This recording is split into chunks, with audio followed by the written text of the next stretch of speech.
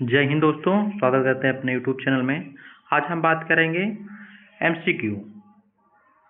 MCQ में जो अर्थशास्त्र के महत्वपूर्ण टॉपिक्स हैं उसमें से हम 10 चुने हुए एमसीक्यू लिए हैं जो हर एग्जाम में पूछा ही जाता है। यूपीएसआई, बैंकिंग, यूपीपी, अन्य कंपटीशन एग्जाम में, वनडे एग्जाम में पूछा ही जाता है। उसी के बारे में बात करते हैं। चलिए, हम टॉपिक यहाँ पर आपको दिख रहा है। क्वेश्चन पहला, मुद्रास्फीति इन्फ्लेशन का अर्थ क्या होता है? मुद्रास्फीति या इन्फ्लेशन किसे कहते हैं? अगर हम साधारण बोलचाल की भाषा में बात करें तो इसे क्या कहते हैं? महंगाई कहते हैं। ठीक, क्या कहते हैं? महंगाई कहते हैं। तो कीमत में वृद्धि क्या होगा? तो महंगाई। तो यहाँ ऑप्शन बी सही है। ठीक, ऑप्शन बी यहाँ पर हम क्लिक करेंगे। 4 क्वेश्चन दिया हुआ है, तो कीमत में वृद्धि। चलिए दूसरे क्वेश्चन पे चलते हैं। दूसरे क्वेश्चन पे चलते हैं। दूसरा क्वेश्चन क्या है? दूसरा क्वेश्चन यहाँ पर देखते हैं। मांग का नियम क्या है? यह हर क्वेश्चन में पूछा जाता है। मांग का नियम क्या है? और हर एग्जाम में हालांकि ये पूछा ही जाता है। ठीक है, तो उसके बारे में बात करते हैं। चलिए, मांग के नियम के बारे में बात करते हैं, क्या होता है। ठीक है, जिसे इंग्लिश में कहते हैं लॉ ऑफ डिमांड।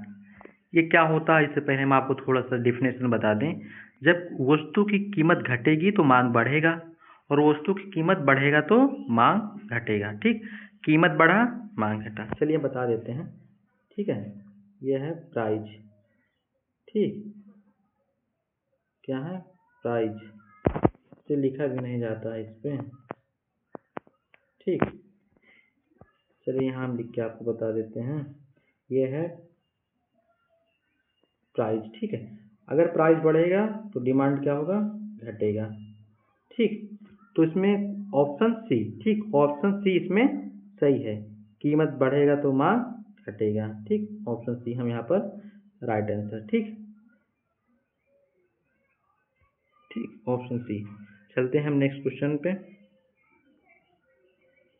ठीक, हमारा तीसरा क्वेश्चन जो है यहाँ पर, तीसरा क्वेश्चन क्या पूछ रहा है? आपूर्ति यानी सप्लाई का अर्थ क्या होता है? सप्लाई का अर्थ क्या होता है? किसी वस्तु की पूर्ति से होता है। ठीक है, किसी वस्तु की पूर्ति से होता है, उससे हम क्या कहते हैं? सप्लाई कहते हैं। तो सप्लाई क्या होगा? ऑप्शन 4 ऑप्शन यहाँ पर दिया हुआ है। ए, वस्तु की मांग, वस्तु की उपलब्धता, वस्तु की कीमत, वस्तु की लाभ। तो यहाँ पर हमारा क्या होगा? ऑप्शन बी, वस्तु की उपलब्धता। ठीक, सप्लाई क्या होगा? वस्तु की उपलब्धता। ठीक है, तो ये सी ऑप्शन यहाँ पर सही है। ठीक है, चलते हैं हम नेक्स्ट क्वेश्चन पे। चौथे क्वेश्चन पे चलते हैं। हाँ, बहुत ही इंपॉर्टेंट क्वेश्चन है। राष्ट्रीय आय किसे कहते हैं? नेशनल इनकम क्या है? ठीक है, राष्ट्रीय आय किसे कहते हैं? नेशनल इनकम क्या है? ऑप्शन ए, देश की कुल आय। ऑप्शन बी,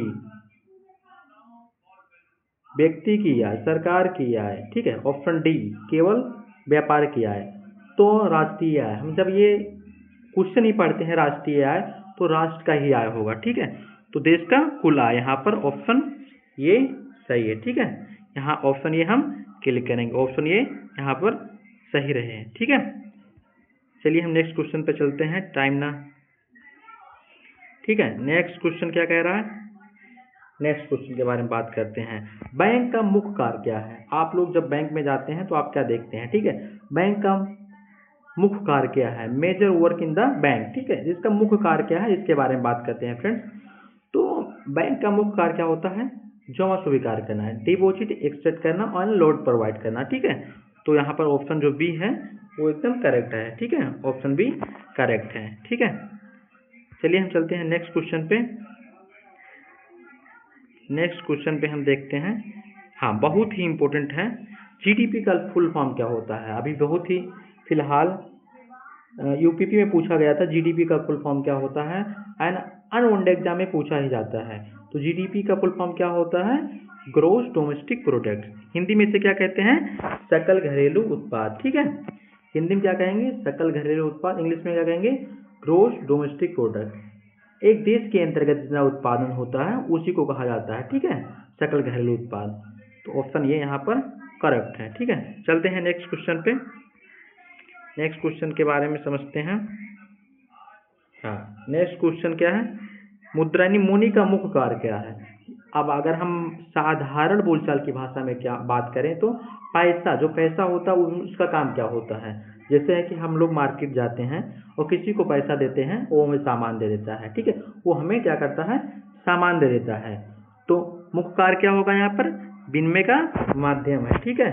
जैसे हम 10 रुपया मेरे पास है, ये 10 रुपया मेरे पास है, ठीक, ये 10 रुपये जान लो मेरे पास है, पेन नहीं है, चल नहीं रहा है इसमें, थोड़ा अच्छे से मैं बताऊंगा, ठीक है। 10 रुपये मेरे पास है, मैंने किसी को दिया, ठीक है, मैंने किसी को दिया, उसने क्या किया, सामान दे दिया, वही क्या होता है, विनिमय का साधन, एक्सचेंज, ठीक है, इंग्लिश में एक्सचेंज कहते हैं। चलिए बी ऑप्शन यहाँ पे सही है। चलिए दूसरा क्वेश्चन के बारे में बात करते हैं फ्रेंड्स, ठीक है। अनएम्प्लॉयमेंट क्या होता है, अनएम्प्लॉयमेंट यानी बेरोजगारी। बेरोजगारी उसे कहा जाता है जो व्यक्ति काम करना चाहता है लेकिन उसे काम नहीं मिलता है, ठीक है, काम नहीं मिलता, उसे बेरोजगारी कहा जाता है। बेरोजगारी दो प्रकार का होता है, एक ऐच्छिक, एक अनैच्छिक। ऐच्छिक बेरोजगारी उसे कहते हैं जो व्यक्ति परिचालित दर पर, जो बाजार है उसे परिचालित दर पर उसे कीमत, ठीक है, परिचालित दर पर उसे मजदूरी मिल रहा हो लेकिन वो नहीं कर रहा, उसे ऐच्छिक बेरोजगारी कहेंगे। अनैच्छिक उसे कहेंगे जो काम करना चाहता है परिचालित दर पर लेकिन उससे रोजगार यानी काम नहीं मिल रहा है, उसे क्या कहेंगे, अनैच्छिक, ठीक है। चलिए यहाँ पर ऑप्शन यहाँ पर बी सही है, काम ना मिलना, ठीक है, तो ये आप लोग देख लीजिएगा, काम ना मिलना। चलिए नेक्स्ट क्वेश्चन के बारे में बात करते हैं।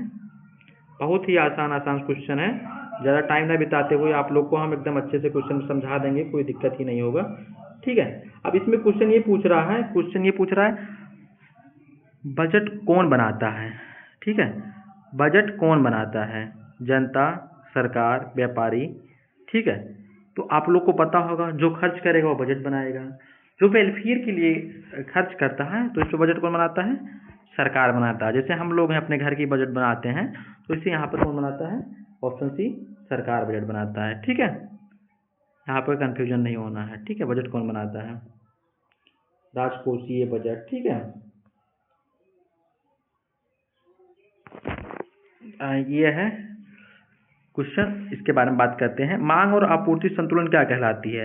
यहाँ पर aggregate demand, aggregate supply equal होती है, उसे क्या कहते हैं, इक्विलिब्रियम पॉइंट या संतुलन मूल। संतुलन मूल पर ही लाभ होगा, ठीक है, न किसी को हानि होगी न किसी को घाटा होगा। जो प्रोड्यूसर है यानी जो कंज्यूमर है, दोनों को यहाँ पर लाभ होता है। जो कंज्यूमर होता है वो कम रुपए देकर अधिकतम लाभ को प्राप्त करना चाहता है, लेकिन जो सप्लायर होता है, प्रोड्यूसर होता है, वो अगर उसे प्रॉफिट होगा तो अपनी सप्लाई बढ़ाएगा। तो ऐसी स्थिति में संतुलन बिंदु होता है, ठीक है। यहाँ ग्राफ नहीं बन रही नहीं तो आपको समझा देता अभी। ये देखो, ये लाइन जा रही है, ठीक, ये लाइन गई, ये है सप्लाई वक्र, ये है डिमांड वक्र, ठीक है, इससे सप्लाई वक्र, जो यहाँ पे ये बनेगा इक्विलिब्रियम, ठीक है, यहाँ ऊपर, यहाँ पे, ठीक है, यही क्या है, ठीक है, यही ही संतुलन बिंदु है, नहीं इक्विलिब्रियम प्राइस, ठीक है। यहाँ पर दोनों को ही लाभ होगा, ये समझते रहिएगा, ठीक है।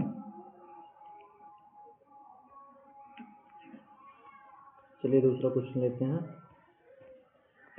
ठीक है। चलिए केवल 10 ही क्वेश्चन का टारगेट था। आप लोग को वीडियो कैसा लगेगा मैं आपको बढ़िया से, ठीक है, और चीज़ों में बता दूंगा।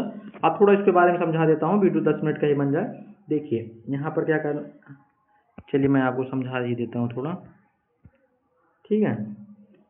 ये है, ठीक है, ये है एक्स अक्ष, ये है वाई अक्ष, ये क्या है, सप्लाई कर्व, ये क्या है, डिमांड, ठीक, ये है डिमांड, ये है सप्लाई। यहाँ पर हम प्राइस फिक्स कर दिए, ठीक, जो ये प्राइस फिक्स कर दिए, ये लाइन जा रहा है, ये लाइन, इसे क्या कहेंगे, इक्विलिब्रियम पॉइंट, ठीक, ई यानी इक्विलिब्रियम पॉइंट। यहाँ पर क्वांटिटी फिक्स हो गई, ठीक है, क्या हुआ, क्वांटिटी फिक्स हो गई। तो ये यहाँ पे प्राइस, यहाँ पे क्वांटिटी, इसमें दोनों को ही लाभ हो रहा है। ऐसी स्थिति को क्या कहते हैं, संतुलन बिंदु। और अच्छे से मैं आप लोग को समझा दूंगा, ठीक है। तो यह कैसा लग रहा है आप लोग को वीडियो, कमेंट करके जरूर बताइएगा। और किस टॉपिक पे आप लोग को MCQ चाहिए अर्थशास्त्र के, वो हमें भी जरूर बताइएगा। जय हिंद, जब तक के लिए मिलते हैं नेक्स्ट वीडियो में।